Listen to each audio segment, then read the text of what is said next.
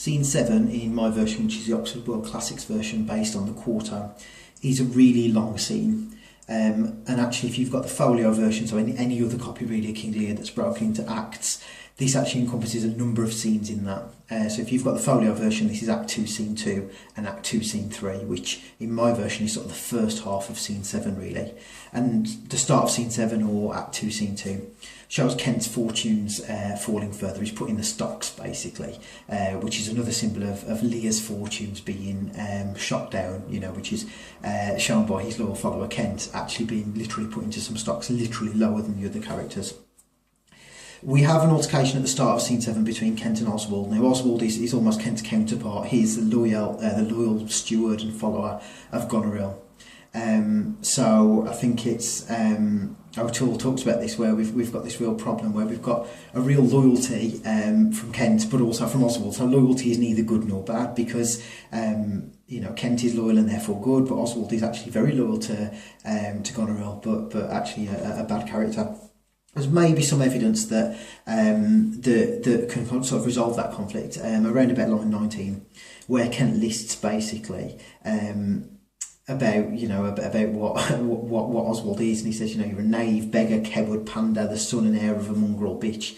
So we get this list of insults from Kent, and we get this idea again that Kent is plain speaking. He's not Machiavellian at all. He just speaks his mind very, very clearly. But with that animal imagery, again, we get the sense, something that Commode talks about, where the world is all over the place, everything's a little bit upside down. This is a very unnatural sort of setting, and again we get this idea alongside these two very loyal characters, one who's broadly good, one who's broadly bad. We get this reminder that actually, well, the world's all over the place. So yeah, of course loyalty isn't either good or bad, because nothing makes sense anymore, none of the values make sense. And that's echoed again when Kent draws his sword about line 28, draw you rogue, for though it be night, the moon shines. We've had Edmund praying to nature and this force who's over the sun and the moon, and here we've got this reminder again that the moon's looking down on it all. It's almost, again, this pre-religious symbol. This reminds to the Jacobean audience that the normal rules don't work. You know, Cordelia gets punished. Kent doesn't really get rewarded for his loyalty. You know, their moral assumptions don't really work in this play. Cornwall enters and judges sort of Kent, and about line 93, 94 he explains about him. He says, he, i.e. Kent, must be plain, he must speak truth, and they will take it so, if not, he's plain. These kinds of knaves I know, which in this plainness harbour more craft and more crook trends than 20 silly duckling observants. So Kent's plain speaking is again the thing that he's focused on. That is Kent's sort of USP almost. That's his selling point. The thing about Kent is that he's very, very plain speaking. He doesn't, you know, use words to get what he wants. But Cornwall actually sets it up there as a real problem. Cornwall is basically saying, oh, well, that's the worst thing you can be. And again, it's that reminder to the old guard of Lear, the old patriarchs, but also from Shakespeare to the Jacobean audience who believe in silence and, you know, sort of devotion to God, that these rules don't apply in this play. It's not a world where loyalty is simply good or simply bad. We don't get those sort of happy endings, really. It's what Castan touches on with Shakespearean tragedy. There's no obvious answer. It's sort of about fate. It's sort of about people being punished. It's sort of just about arbitrary sort of bad luck almost. There's no simple answer. And when on line about 119, 120, top of page 159, Cornwall calls forward, says, bring forth the stocks whole, you stubborn ancient knave, you reverend braggart, we'll teach you. So he's called, you know, ancient. He's part of the past. He's part of this old system, and Cornwall literally puts him lower down, puts him in the stocks. It's that symbol of Lear's weakening power, but also that old way of life being brought down. The wheel is literally turning, and Kent and Lear are literally brought lower down. Kent immediately follows that with, I am too old to learn. You know, he's anachronistic, he's part of an old way of life, he doesn't quite fit in here. And that's, you know, alluded to throughout the play. Even at the end, Kent basically says, well, I might as well go here, there's nothing for me. He's part of this dying out way of life. The simple rule of loyalty being good that Kent represents doesn't work anymore in a Machiavellian world.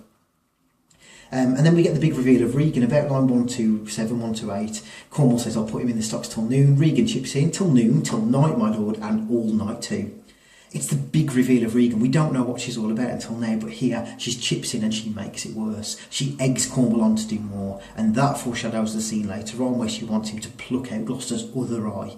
She's making worse. It's almost like Lady Macbeth. She is this female making things worse. You know, she is this female egging the male on. You might link that to what Carol Rutt says about how women can't win in this play. They're either speaking and therefore evil, or they're silent and therefore have evil things done to them. You know, and she argues that actually Shakespeare's play is all about the fact that women can't really get power, that they're powerless. Here she's egging her husband on, but she's not actually able to do anything in her own right, and is that maybe where this brutality sort of comes from? And then afterwards, Kent takes out this letter, and again he's in a terrible position. You know, he's been humiliated, he's been trapped, and yet he gets out this letter from Cordelia on page 161. So again, Cordelia is healing, she's restoring people, she's making things better. About line 162, he says she's seeking to give losses their remedies. She's literally this healing presence. Her eyes have been linked to sort of, you know, holy water washing things away. And again, we get that thing, you know, represented there. This very classic domestic image of a silent and yet worthy woman. But then we get Kent's last line, smile once more, turn thy wheel. He's talking about fortune there. Again, things are turning. His fate is literally, you know, turning, and his fortunes are falling down, but also the world itself is turning and changing. So he talks about this image of Cordelia being this perfect woman, and yet there's this reminder that the world's changing, and maybe that won't be enough to save her at the end of the play. And then immediately afterwards, and I think that's important because Shakespeare follows that scene with a tiny little scene, if you've got the folio version, which is Act 2, Scene 3. If you've got the quarto version like me, it's all Scene 7, it all takes part in the same scene. But immediately after that, we have Edgar, and again, his wheel is turning also. He is lowering himself. He's very much like Kent, but the difference is, whereas Kent is too old to learn, he can't change, Edgar is literally in the scene changing himself. He's disguising himself. He's taking off his clothes, he's dirtying his face, he's turning into Porto.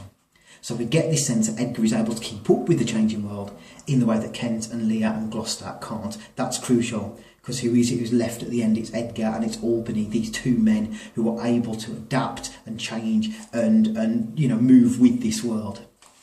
So it echoes the Kent scene, but it reminds us that Edgar is very different because he's doing it himself. He's not having it done to him.